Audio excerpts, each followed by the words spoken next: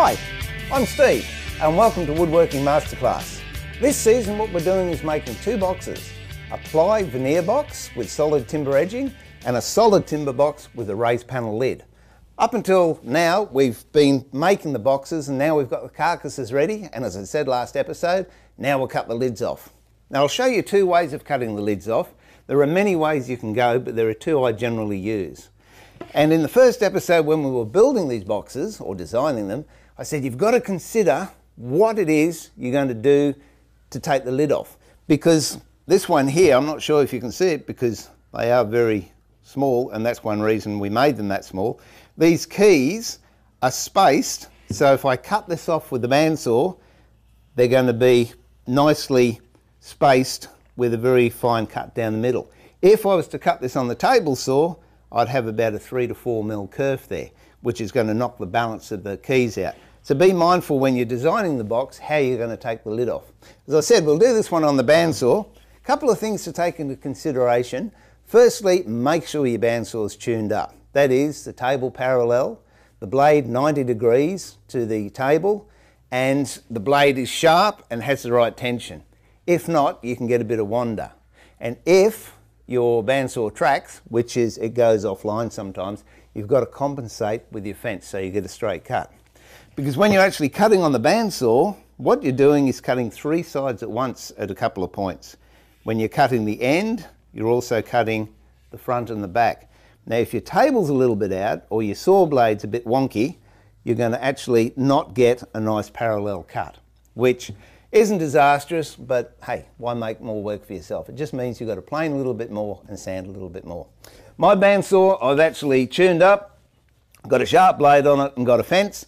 If you don't have a fence, you might have to make one up out of a piece of timber with some clamps. But I've set it to the depth. I want to cut the lid off. But before I cut the lid off, there's something it's always a good practice to do, and that is use masking tape. Now the reason I do this is because it holds all the fibres together. You should see Bob, he's walking around looking bored. It holds all the fibres together on the exit side of the blade cut so you don't get tear out. More prone to veneers, but in solid timber it also has the same effect. Now I've worked out what depth I want the lid off. Bearing in mind with the raised panel, what you think is the top of your lid isn't. This top doesn't finish until here. So if I was to cut the lid off about there, we wouldn't have much meat in there to line or to finish the box off. So just bear that in mind. I've set the right height or the right width, and let's see how we go. Bit of light on the subject, but on the dusty, oh, knock my head. It's always a good thing to do. Make sure you got a push stick and feed it through slowly. Don't rush it.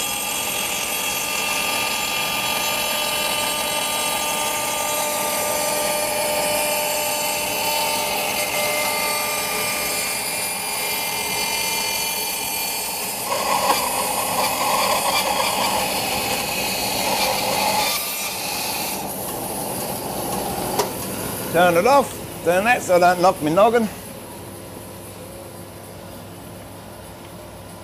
And there you have it, the box lid is off. And just take the masking tape off. You'll notice that this is a little bit rough where the cut is. And the reason for that is because the saw leaves its mark. I'll show you how to get rid of that shortly. But before I show you how to do that, I'll show you how to take a top off on the table saw. Now this lid actually finishes where that solid edging is. So I can have a slightly shallower lid cut, but I'm still going to have enough depth to line the inside. Again, masking tape.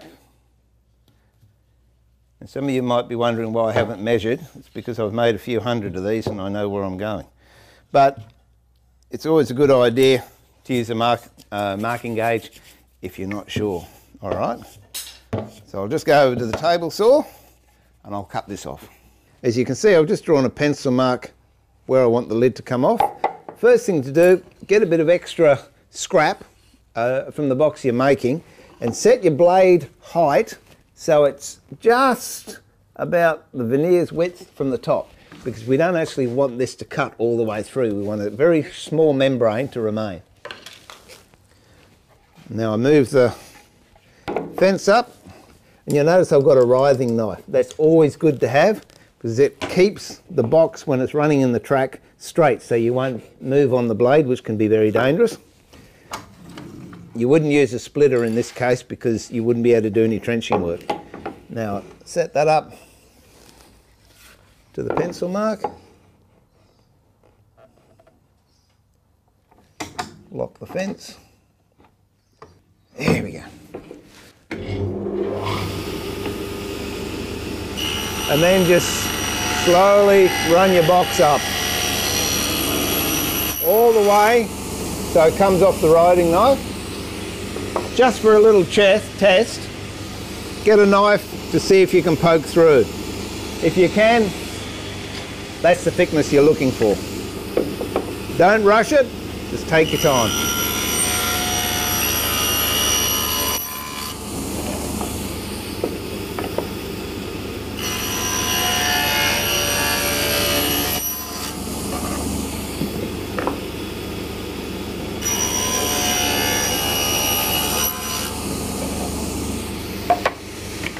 Turn the saw off, and there we go. We'll just go over to the bench and we'll take the lid right off. Meet you over there. Okay, as you can see, the lid hasn't totally been removed. So what I'm going to do is cut the rest with the knife. If you remember when we set the saw up, we came in within a whisker of coming through the box. So we've got a paper thin little membrane just holding that lid together. To cut it off, it's just a question of a nice sharp knife and some gentle strokes. You can hear that cutting through. A little bit stubborn there. There you go. So there's two ways to cut the box off, the lid off. I personally prefer the table saw because I'm only cutting one surface off at a time, and therefore my margin of error is greatly reduced. I'll just show you how to flatten these edges because you can see I've got little ridges here. Just take the rest of this masking tape off.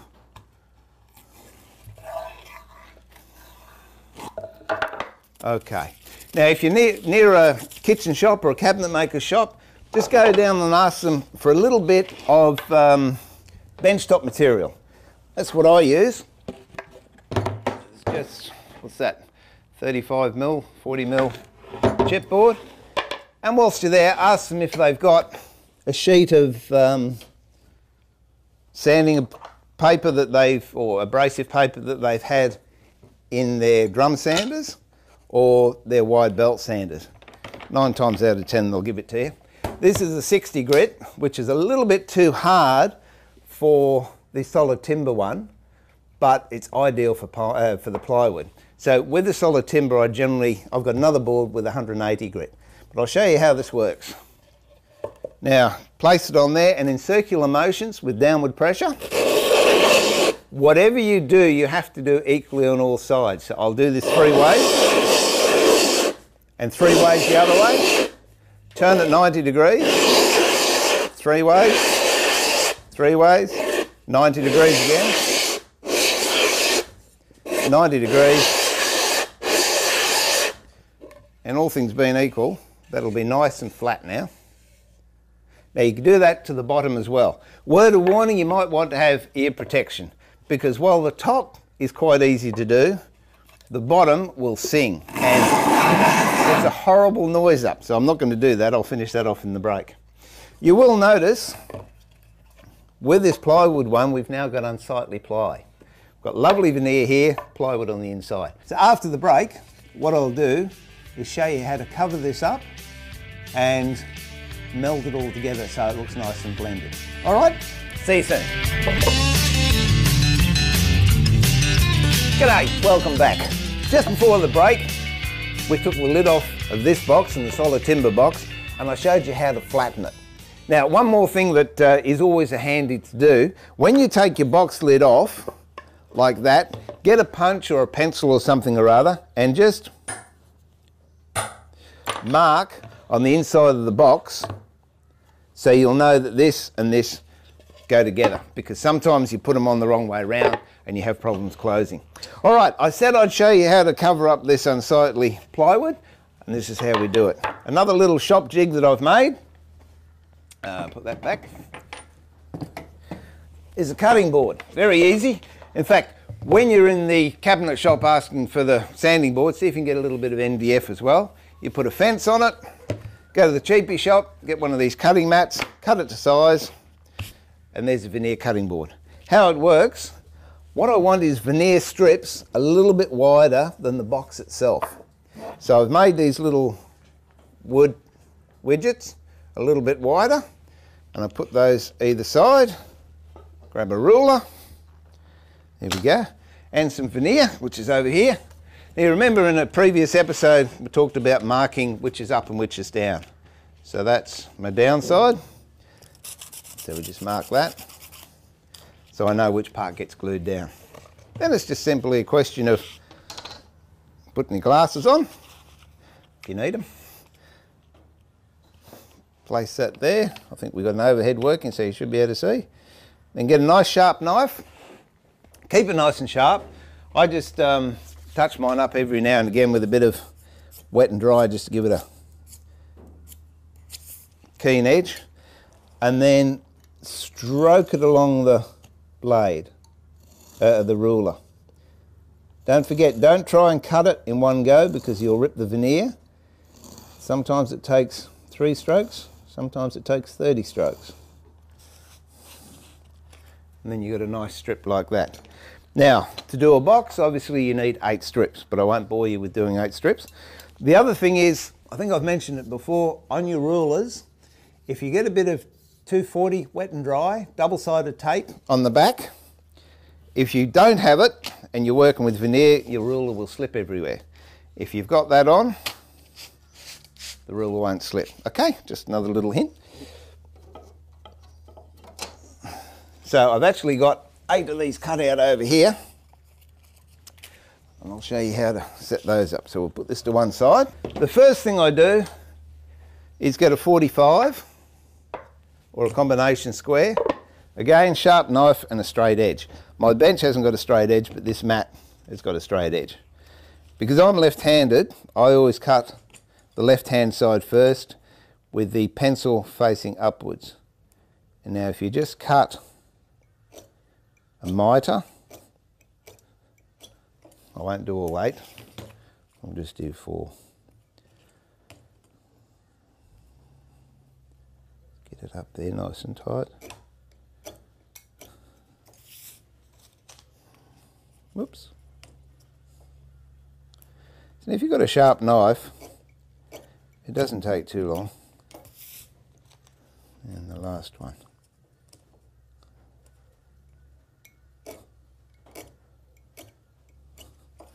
All right, bring your box over. Now that mark I put in the box is just a routine of mine. I always have that mark furthest away from me, and I lay the strips down in a clockwise direction. If you're only doing one box, it doesn't matter, but if you do a lot, it's nice to have a process.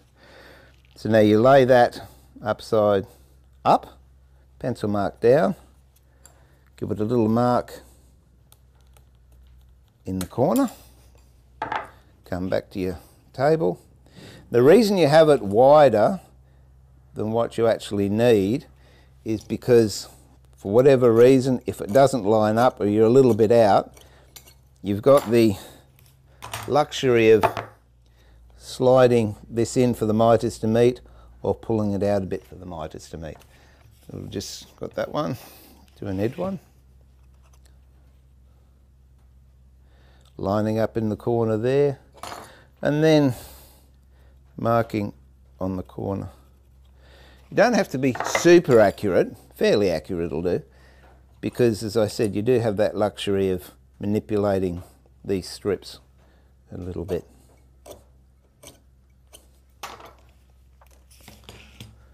Now I could show you the shortcut, but I think if I can show you the whole process, it might be easy for you to understand.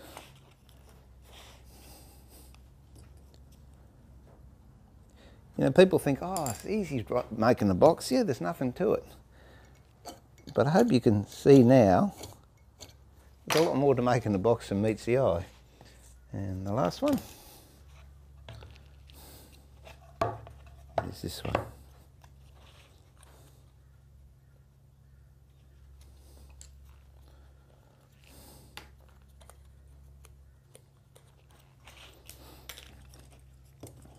In fact, I reckon I should charge the camera crew, because they're learning all this stuff and they might start their own woodworking shops. A couple of them grinned. Ah, they're a good mob. Okay, now we've got all those cut out and we can start gluing up. What I do, again, trusty wax paper. Lay that out there. Lay your strips in order.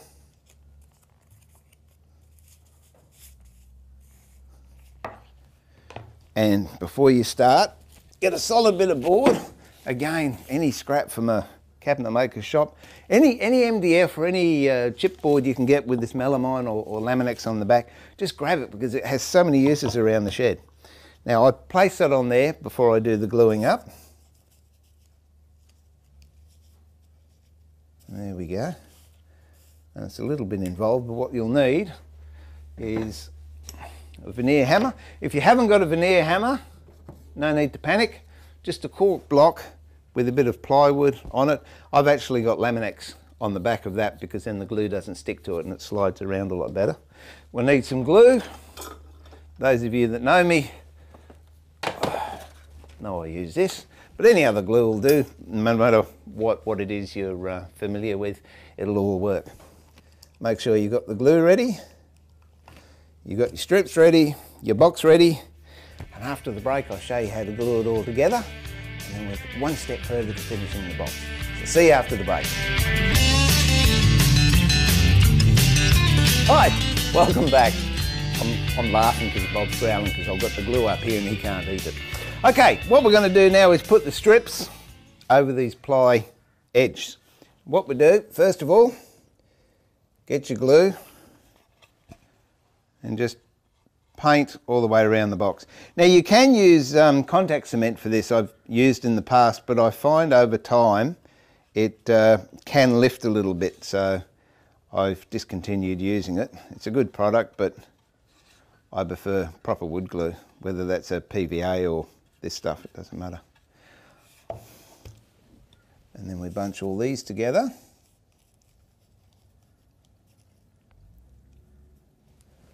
And just give that a good slap of glue. And I've said previously, I'm of the school that believes you can never use too much glue. I would prefer to use too much and clean up than not enough and have a job fail on me. Okay, I'll just put that back over here. Right, now, box on a board, all glued up. These are laid out sequentially. Put my glasses on so I can see what I'm doing. And what you want to do is have a little bit of overhang on the inside and the outside of the box.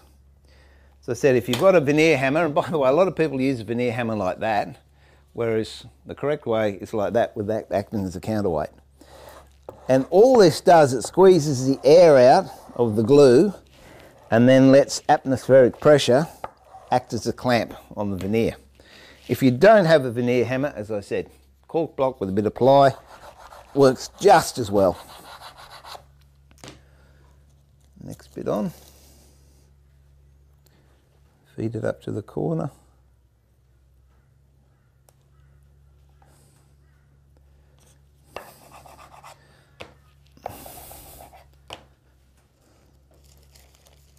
Next one.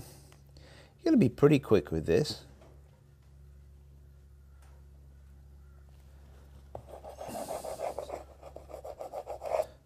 Just hold it down. And the last one. This one is the one, if you're going to have a problem, it's going to be with the last one. But if it's oversized, Bob's eating the bits that I've dropped on the floor. Okay. Now, when you come to the corners, just make sure they're nice and tight. So rub them in nice and hard. And there you have it. Get rid of that one. New piece, wax part down. Now this is the reason I have it on a board. Put another board on top with a weight.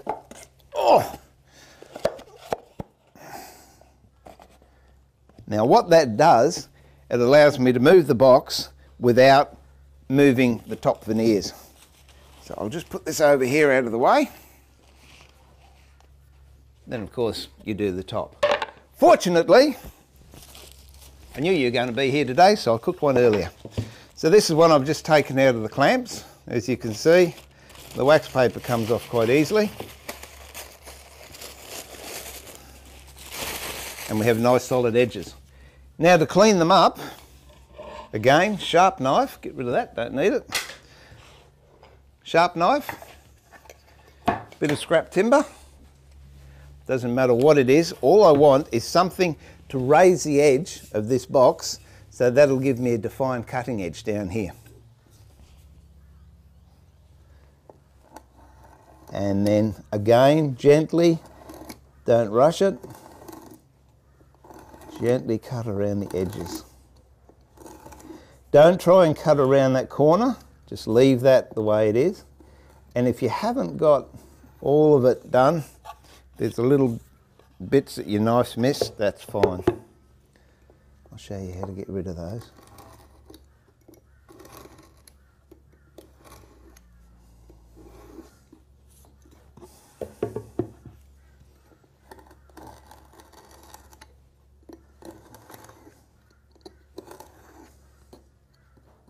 I know it's like watching paint dry, but you can't rush it. If you do, it's going to take you twice as long because you're going to have to do it again.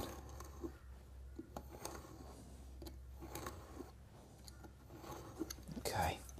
Now these little bits here right on the corner, you can either get them with a knife just by pushing down, don't try and stroke them because you can break them off, or just a nice sharp chisel, whether it's a paring chisel or just a long fine chisel, but it has to be sharp.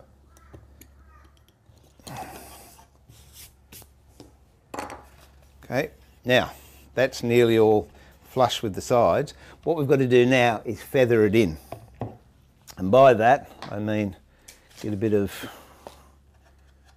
so I might use 180 on this.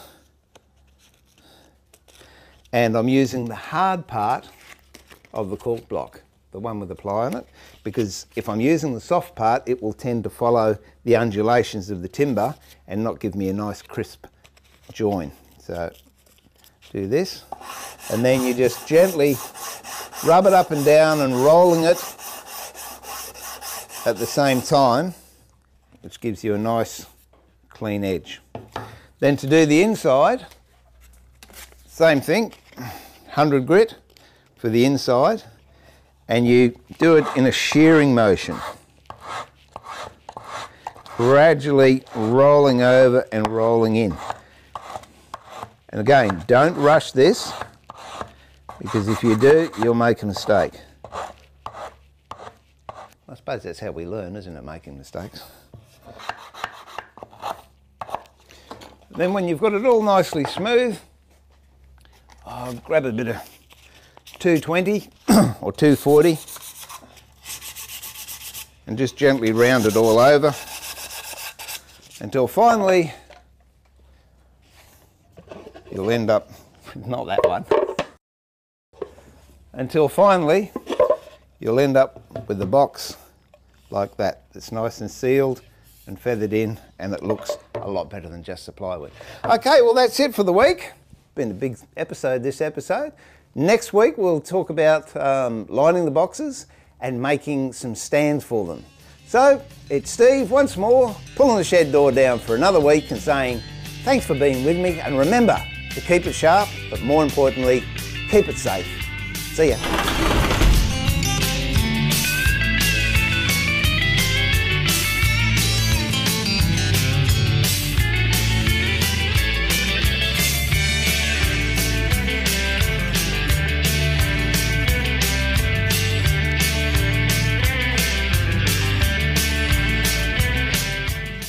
Seasons 1 and 2 of Woodworking Masterclass are now available on DVD. Call 31 Digital on 07 30 10 7331 or head over to the Woodworking Masterclass Facebook page to order. Grab a copy of Woodworking Masterclass on DVD and remember to keep it sharp, but more importantly, keep it safe and enjoy your woodwork. Hi, I'm Steve and this is my mate Bob. And we'd like to invite you along to the next episode of Woodworking Masterclass. If you've been following the progress, we're making two boxes. One is a ply and veneer solid edged. The other is a solid timber one with a raised panel lid. We've got to the stages of fitting the stands, taking the tops and lining the inside. Until then, remember, what is it, Bob? Keep it sharp, but more importantly, keep it safe. Isn't that right?